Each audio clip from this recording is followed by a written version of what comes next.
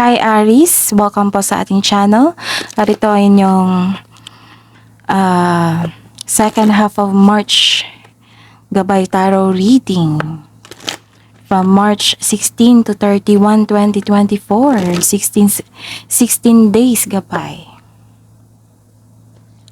Please be reminded that this is channel reading po, so maaari kayo makarelate o hindi. Just take what resonates. Gamitin ang reading na ito bilang gabay lamang.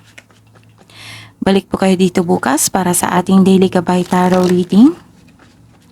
Please like, subscribe, and click the button for notification para updated po kayo sa daily tarot reading natin.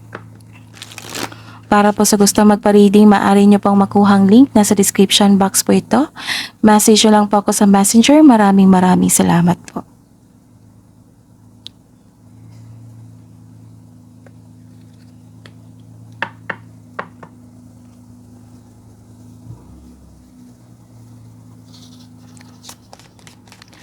Ano po ang ganap ngayong March 16 to 31, 2024 para po kay Aries?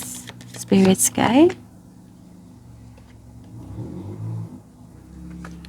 Ano pa po ang ganap ngayong March 16 to 31 para po kay Aries? Ano pa po ang ganap sa ngayong March 16 to 31, 2024 Spirits Guide para po kay Aries?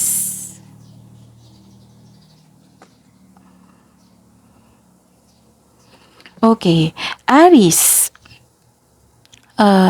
May nakita ko dito na isang tao na may ill intention sa inyo, masamang intention sa inyo. May nakikita kong paniling lang dito. May pandaraya, pagtratraidor, tuso ito. So, ayan. May nakita rin ako dito ang third party concern. Nagkaroon ng seduction.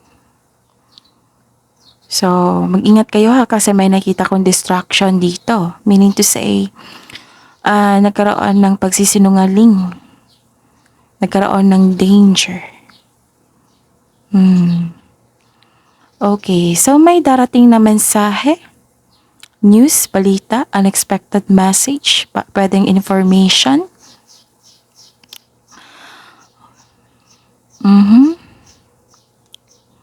Pwedeng galing ito sa isang lalaki.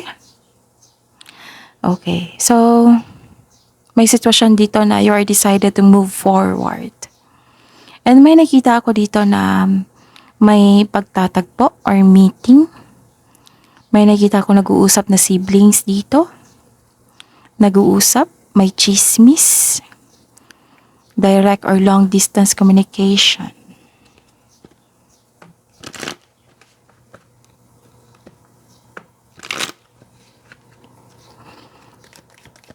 Ano po ang mensahe niyo po, Spirits Guide, para po kay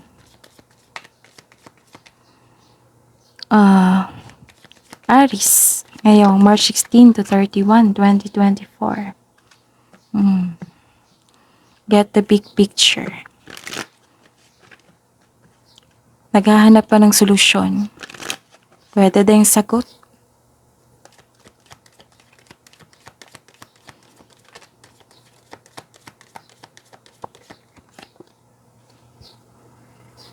May nakita kong paglalakbay dito, paglilipat. Pwedeng travel po ito ha. Aries. Ano po ang energy ni Aries ngayong March 16 to 31, 2024 Spirits Guide?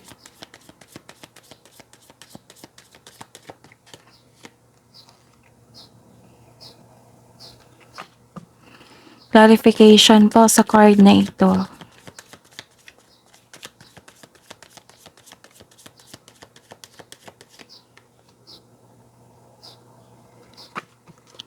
Career and money. Career and money po ni Aries ngayong March 16 to 31, 2024.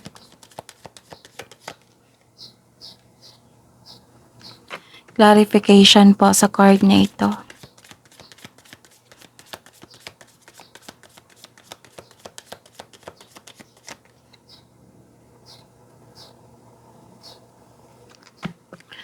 Love life, self-love, partnership, and romance. Para po kay Aries ngayong March 16 to 31, 2024. Clarification po sa card na ito.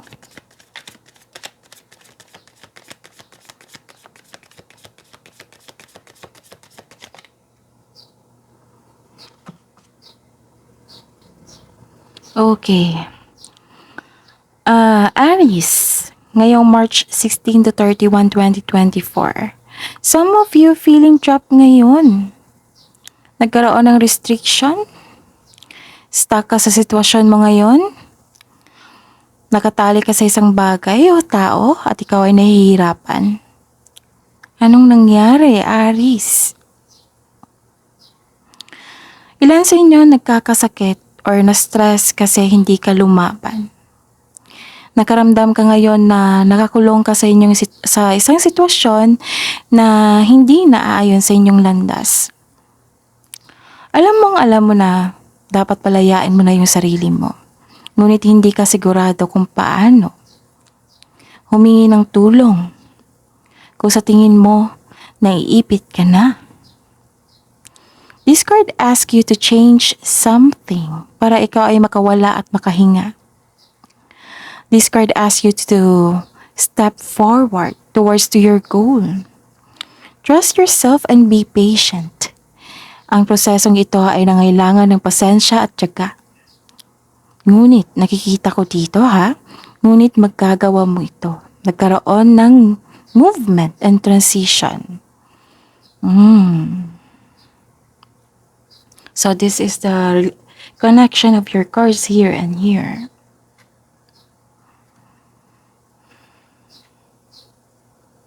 Okay.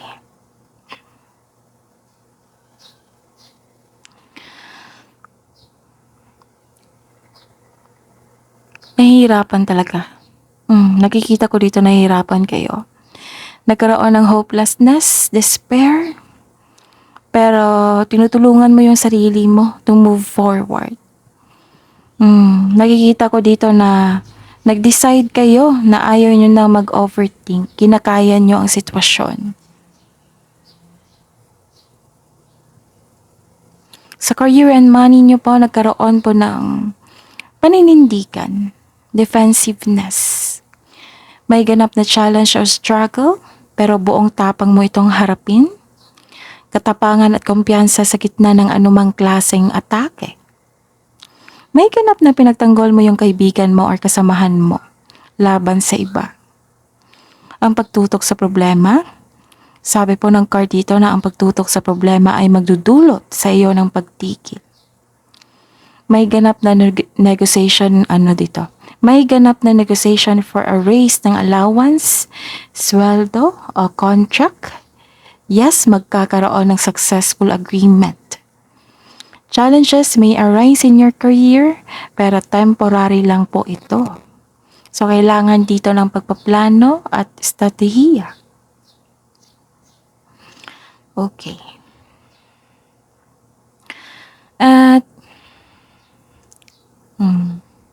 this is connected to your reading here na may chismis. Makakatanggap ka ng balita na hindi mo alam kung totoo ba ito or hindi. Ilan sa inyo nawala ng panatag dahil sa balitang ito. Fact check niyo muna. And some of you, kailangan nyo talaga na magkaroon ng wastong plano. Kasi kung hindi, nakikita ko dito na may pagpabaya or pagsisisi. So, ayun, kung gagawa kayo ng plano, kailangan, concrete plan yan. Okay?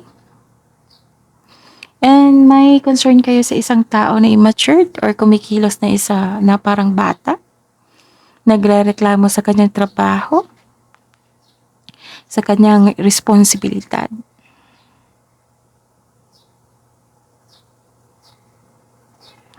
Sa love life, self-love, partnership, and romance, May gustong makipagkita sa inyo ngayon?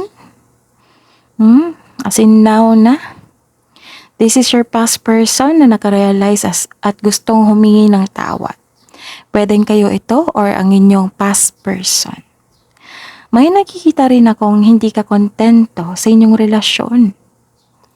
Sabi po ng card dito na there is something better for you. Kaya itong disappointment na ito is temporary lamang. And may nakita akong delay dito. Disappointed kayo. Nagkaroon ng disconnection from your partner, friends, kasamahan dyan. Siguro, it may be frustrating or disappointing pero kailangan mo itong pagdaanan. Part ito ng inyong learning journey. Sabi po ng card dito na be still flexible and patient is what required at this time.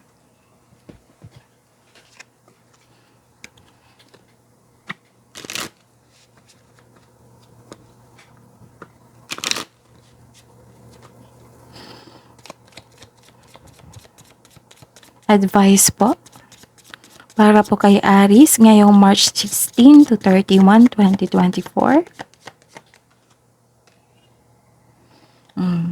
This is about your confidence, power, courage. Kailangan maging matatag kayo. It may be time for you to stand for your beliefs of your truth. With strength and confidence, you are free to roam at will and follow your path. May plano kayo, may desisyon kayo na kailangan yung manindigan eh. Kailangan i-follow nyo. Simplify your life. May message dito. Ano pa po ang advice para po kay Aries?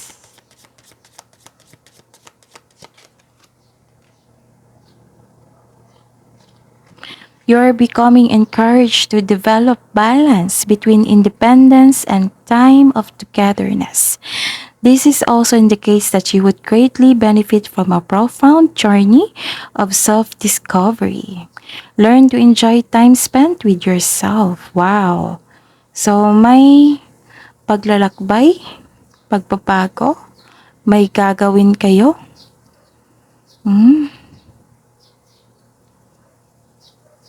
Okay. Na kayo lang mag-isa. So, that is your reading for this March 16 to 31, 2024, Aries.